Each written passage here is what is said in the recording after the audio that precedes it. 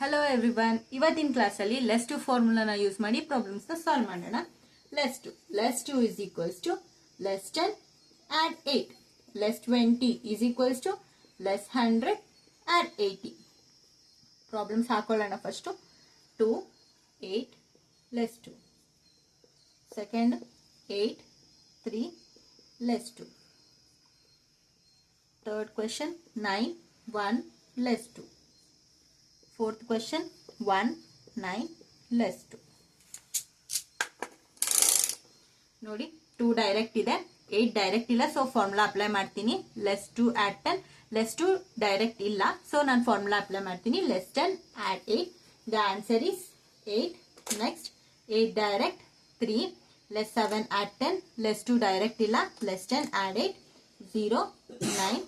Next 9 direct 1.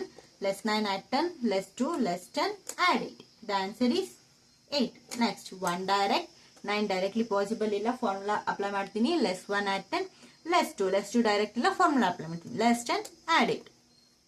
8.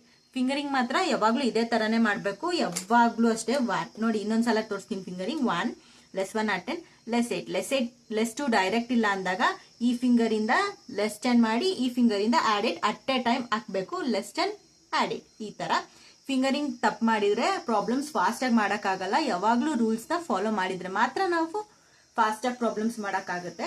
So ಈ ತರಾನೇ practice ಮಾಡಿ. ಈ ಪ್ರಾಬ್ಲಮ್ಸ್ ನ ಇನ್ನೊಂದ್ಸಲ ಪ್ರಾಕ್ಟೀಸ್ ಮಾಡಿ. ನೆಕ್ಸ್ಟ್ ಕ್ಲಾಸಲ್ಲಿ ನೆಕ್ಸ್ಟ್ ಫಾರ್ಮುಲಾ ಹೇಳ್ಕೊಡ್ತೀನಿ. Thank you. ಬಾಯ್.